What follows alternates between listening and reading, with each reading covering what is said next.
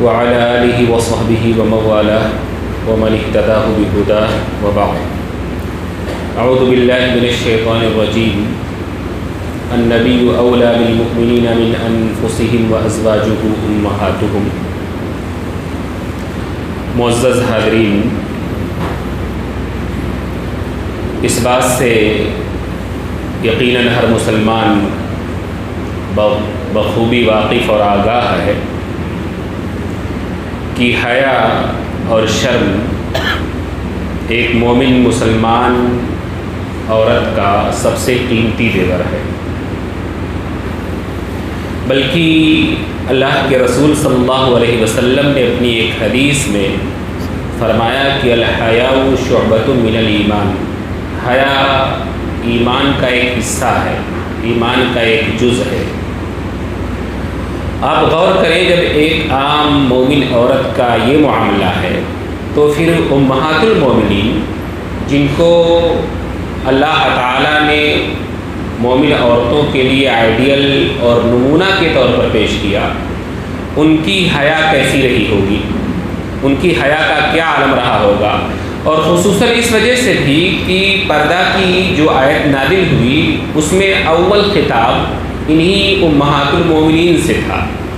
اللہ تعالیٰ نے سورہ احزاب کی آیت میں یہ فرمایا تھا کہ یا ایھا النبی قل لازواجک وبناتک ونساء المؤمنین یدنین علیہن من جلابیبہن۔ اے نبی، آپ اپنی بیویوں سے، اپنی بیٹیوں سے اور مومنوں کی عورتوں سے کہہ دیں۔ پہلا خطاب، اول خطاب آپ صلی اللہ علیہ وسلم کی بیویوں ہی سے تھا، اور یقیناً اس خطاب کا ازواج مطہرات کو بخوبی احساس تھا، اور انہوں نے پردہ کا جس قدر اہتمام کیا ہے شاید کہ بعد کے ادوار کی کوئی عورت ایسا اہتمام کر سکے۔ صحیح بخاری میں حضرت عائشہ صدیقہ رضی اللہ تعالی عنہ کی روایت ہے، فرماتی ہے کہ جا امی من الرضاعہ، میرے چچا زاد، میرے رضائی چچا آئے، یعنی وہ چچا جو دودھ پینے کے رشتے سے چچا ہو جائے۔ یاد رکھیں کہ شریعت کا یہ حکم ہے کہ وہ تمام رشتے جو خون کی وجہ سے حرام ہو جاتے ہیں، ان سے شادی کرنا جائز نہیں ہے، ویسے ہی وہ تمام رشتے بھی جو دودھ پینے کی وجہ سے ہیں سب کے سب حرام ہوں گے، ان سے بھی شادی ناجائز ہوگی اور پردہ نہیں ہوگا ان سے۔ حضرت عائشہ کہتی ہے کہ میرے رضائی چچا مجھ سے ملاقات کرنے کے لیے آئے فاستأذن علی فابیت ان آذن لها حتى اسأل رسول اللہ صلی اللہ علیہ وسلم۔ وہ آئے اور مجھ سے ملاقات کرنے کی اجازت مانگی کہ میرے پاس آ جائیں، مجھ سے ملاقات کر لیں، تو میں نے ان سے ملنے سے انکار کر دیا۔ میں نے ان سے ملنے سے انکار کر دیا کہ میں اس وقت تک آپ سے ملاقات نہیں کر سکتی جب تک کہ اللہ کے رسول صلی اللہ علیہ وسلم سے میں پوچھ نہ لوں، دریافت نہ کر لوں۔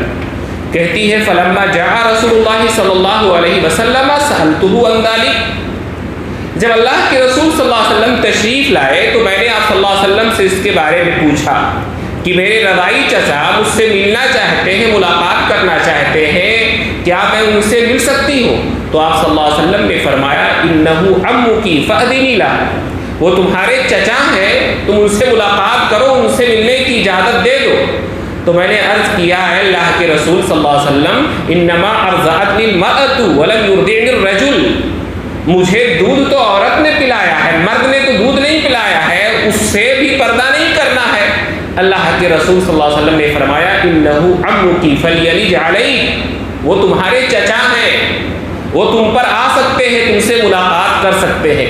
آپ دیکھیں کہ عفت، پاکدامنی، شرم و حیا اور پردے کا کس قدر لحاظ ہے کہ ابھی ایک آیت نازل ہوئی ہے پردے کی، پردے کے حکم سے پہلے یہی چچا آتے رہتے تھے، کوئی مسئلہ نہیں تھا، پردے کی آیت کی نزول کے بعد جب یہی چچا آپ سے ملاقات کرنے کے لیے آئے تو پھر ملنے سے انکار کر دیا کہ جب تک اللہ کے رسول صلی اللہ علیہ وسلم سے مسئلہ نہ دریافت کر لوں تب تک میں آپ صلی اللہ علیہ وسلم سے آپ اپنے چچا سے بھی ملاقات نہیں کر سکتی.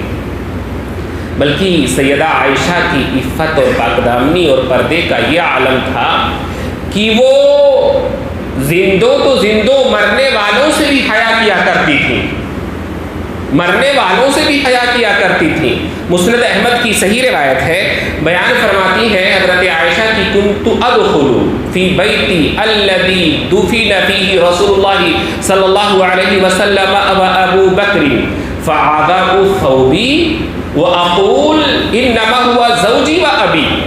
کہتی میں اپنے اس گھر میں اللہ کے رسول صلی اللہ علیہ وسلم کے ساتھ جس گھر میں زندگی گزری تھی اور پھر اس گھر میں جس میں اللہ کے رسول صلی اللہ علیہ وسلم کی وفات کے بعد آپ کو وہاں دفنا دیا گیا تھا اور آپ صلی اللہ علیہ وسلم کے ساتھ بعد میں حضرت ابو بکر کو بھی وہی دفنایا گیا.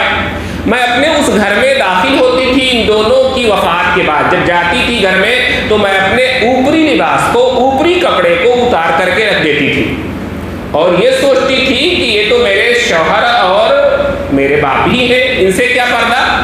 کہتی ہے کہ فلما دفن عمر فواللہ ما دخلتہ الا وانا مشدودۃ علی ثیابی حیاء من عمر. لیکن جب اسی گھر میں میرے حضرت عمر کو دفن کر دیا گیا، آپ کی قبر بھی وہی بن گئی، تو اللہ کی قسم میں جب بھی اس کمرے میں داخل ہوئی تو میں نے اپنے لباس کو اچھی طرح سے درست کر لیا، اپنے جسم کو پردے میں چھپا لیا، تب ہی میں اس گھر میں داخل ہوئی، ورنہ میں اس گھر میں داخل نہ ہوئی. جس عورت کے پردے کا یہ عالم ہو، اس عورت کی سیرت پر پردے کے ناحیے سے لوگ اگر کیچڑ اچھالیں تو سوائے اس کو صحابہ دشمنی کے اور کیا کہا جا سکتا ہے. سوائے اس کے کہ صحابہ دشمنی کا شکار ہیں، اس کو اسلام سے عداوت ہے اور اساطین اسلام سے عداوت ہے، مشاہیر اسلام سے ان کو دشمنی ہے. اصل نشانہ یہ شخصیات نہیں، یہ صحابہ اور صحابیات نہیں، بلکہ اصل نشانہ اسلام ہے. جو روایات میں نے عرض کیا تھا کل کہ عموماً صحیح اگر حدیثیں ہیں تو ان کو کاٹ کر کے اپنے مطلب کی بات لی جاتی ہے اور بقیہ باتیں چھوڑ دی جاتی ہیں. ایک روایت جس کا عمومی طور پر بہت بیان کرتے ہیں ایسے لوگ، سنن نسائی کی صحیح روایت ہے، امام نسائی نے اس کو بیان کیا ہے، روایت کو علامہ البانی نے صحیح ٹھہرایا ہے. ان عبد الملک ابن مروان ابن عبد الحارث ابن ابی ذباب قال اخبرنی ابو عبداللہ سفیان بن سبلان. ابو عبداللہ سالم بن سبلان کہتے ہیں کہ عبد الملک بن مروان وہ بیان کرتے ہیں کہ ابو عبداللہ سالم سبلان نے مجھ کو یہ حدیث بیان کی. کہتے ہیں اور کیا کہتے ہیں، اور کہتے ہیں عبد المروان کی ابو عبداللہ سالم سبلان کا معاملہ کیا تھا کہ کانت عائشہ تستعجب بامانتہ وتستأجره. یہ تابعی ہے سالم سبلان، کہتے ہیں کہ سالم بن سبلان کا معاملہ ایسا تھا کہ سیدہ عائشہ رضی اللہ تعالی عنہا ان کو بہت پسند کرتی تھی ان کی امانت داری کی وجہ سے اور ان سے اجرت پر کام لیا کرتی تھی. تو وہی سالم سبلان کہتے ہیں کہ ارتنی کیف کان رسول اللہ صلی اللہ علیہ وسلم یتوضا. سیدہ عائشہ رضی اللہ تعالی عنہا نے مجھے یہ دکھلایا وضو کر کے کہ اللہ کے رسول صلی اللہ علیہ وسلم وضو کیسے کیا کرتے تھے. کہتے ہیں فتمزمزت واستنثرت ثلاثا ثم غسلت وجهها ثلاثا ثم غسلت يده اليمنى ثم اليسرى ثلاثا ثم وضعت يده في مقدم رأسه فمسحت مسحة واحدة إلى مؤخره ثم أمرت يدها على أذنيه ومرت على خديه. کہتے ہیں کہ حضرت عائشہ نے اللہ کے رسول کا جو وضو کرنے کا طریقہ تھا وہ بتلاتے ہوئے 3 مرتبہ کلی کی، 3 مرتبہ ناک صاف کیا، 3 مرتبہ اپنے چہرے کو دھلا، پھر اپنے ہاتھوں کو سر کے اگلے سرے سے رکھ کر کے 1 مرتبہ مسح کیا، پیچھے تک لے گئی، پھر اپنے انہی ہاتھوں کو اپنے کانوں پر اور چہرے پر پھیر لیا۔ یہ حدیث اتنی ذکر کرنے کے بعد یہ لوگ کہتے ہیں کہ دیکھو سیدہ عائشہ لوگوں سے پردہ نہیں کرتی تھی، ان کے سامنے چہرہ کھول کر کے ان کو دکھایا کرتی تھی، چہرہ نہیں بلکہ سر بھی دکھاتی تھی، یہ بیان کرتے ہیں۔ حالانکہ اسی حدیث میں آگے ہے کہ قال سالم کنت آتیھا مکاتبا، جو ٹکڑا بیان کرنے لائق ہے اس کو بیان نہیں کرتے۔ سالم کہتے ہیں کہ میں حضرت عائشہ کے پاس اس وقت آتا تھا جب میں مکاتب تھا۔ مکاتب کہتے ہیں اس غلام کو جس غلام نے اپنے مالک سے کچھ پیسوں پر معاملہ کر لیا ہو کہ اتنی قیمت جس دن ہم آپ کو ادا کر دیں گے ہم آزاد ہو جائیں گے۔ یہ ایک فقہی اصطلاح ہے، اس عمل کو مکاتبت کہتے ہیں، ایسے غلام کو مکاتب کہتے ہیں۔ کہتے ہیں کہ وہ میں اس وقت مکاتب تھا، یعنی میں نے معاملہ طے کر لیا تھا کہ جس دن میں اتنی قیمت اپنے مالک کو دے دوں گا اس وقت میں آزاد ہو جاؤں گا۔ تو جب میں مکاتب غلام تھا میں سیدہ عائشہ رضی اللہ تعالی عنہا کے پاس آتا تھا، ما تختفی منی، وہ مجھ سے پردہ نہیں کرتی تھی، تجلس بین یدی، میرے سامنے بیٹھتی بھی تھی، فتتحدث معی، مجھ سے گفتگو بھی کرتی تھی۔ کہتے ہیں فاتیتہ ذات یوم فقلت ادعو لی بالبرکہ یا ام المومنین، ایک دن میں سیدہ عائشہ کی خدمت میں حاضر ہوا اور میں نے کہا اے ام المومنین میرے لیے برکت کی دعا کر دیجئے۔ انہوں نے پوچھا وما ذاک، کیا بات ہے، برکت کی دعا کے لیے کہہ رہے ہو، کیا بات ہے؟ کہتے ہیں میں نے عرض کیا کہ ام المومنین قد اعتقنی اللہ تعالیٰ نے مجھے آزادی بخش دی ہے، آج میں مکاتب کے پیسے ادا کر کے آزاد ہو گیا ہوں، اس لیے آپ میرے لیے اب برکت کی دعا کر دیجئے۔ حضرت عائشہ نے کہا بارک اللہ لک وارخت الحجاب دونی فلم ارہا بعد ذلک اليوم ابدا۔ کہتے ہیں کہ حضرت عائشہ نے میرے لیے برکت کی دعا کی، کہا اللہ تمہیں برکتوں سے نوازے، اور اس کے بعد میرے اور اپنے درمیان پردہ ڈال لیا، اسی وقت پردہ ڈال لیا، اس کے بعد سے میں نے کبھی سیدہ عائشہ کو نہیں دیکھا، کبھی نہیں دیکھا۔ اب یہ مسئلہ ضرور ہے کہ کیا غلام سے پردہ نہیں ہے؟ جس طرح سے ایک لونڈی کا اپنے آقا سے پردہ نہیں ہے، ایسے ہی غلام کا اپنی مالکہ سے بھی پردہ نہیں ہے، غلام کا اپنی مالکہ سے پردہ نہیں ہے۔ بہقی کی صحیح روایت ہے، سلیمان ابن یسار تابعی ہے، جو عطا ابن یسار مشہور تابعی کے بھائی، کہتے ہیں کہ سلیمان ابن یسار قال استأذنت على عائشة رضی اللہ تعالی عنہا فقالت من؟ قلت سلیمان۔ میں ملاقات کرنے کے لیے سیدہ عائشہ کی خدمت میں پہنچا، میں نے اندر آنے کی اجازت مانگی تو سیدہ عائشہ نے پوچھا کون؟ میں نے کہا سلیمان۔ تو مجھ سے پوچھا کم بقی علیک من مکاتبتی، تم نے جو مکاتبت کر رکھی اپنی آزادی کے لیے ابھی کتنی قیمت باقی ہے؟ میں نے بتلایا 10 اواق، 10 اوقیہ چاندی ابھی مجھے اور دینا ہے، اس کے بعد میں آزاد ہو جاؤں گا۔ حضرت عائشہ نے کہا ادخل، آ جاؤ آ جاؤ، فإنک عبد ما بقی علیک درہم، جب تک 1 درہم بھی باقی ہے تم نہ ادا کرو اس وقت تک غلام ہو، اس وقت تک میرے پاس آ سکتے ہو، لیکن جس دن آزاد ہو گئے اس کے بعد سے تمہارا پردہ شروع ہو جائے گا، تم پھر میرے پاس نہیں آؤ گے۔ کوئی رافضی کہہ سکتا ہے کہ یہ بھی تو سیدہ عائشہ ہی کا معاملہ ہے۔ ایک حدیث سنے کہ یہ سیدہ عائشہ کے ساتھ خاص نہیں ہے، بلکہ اللہ کے رسول صلی اللہ علیہ وسلم اور سیدہ فاطمہ رضی اللہ تعالی عنہا کے تعلق سے بھی ایسی ہی صحیح حدیث موجود ہے۔ سنن ابو داؤد کی روایت ہے، حضرت انس بن مالک رضی اللہ تعالی عنہ بیان فرماتے ہیں کہ اتى النبی صلی اللہ علیہ وسلم فاطمہ بعبد وعلى فاطمة ثوب اذا غطت به اذا قنعت به رأسها لم يبلغ رجليها واذا غطت به رجليها لم يبلغ رأسها۔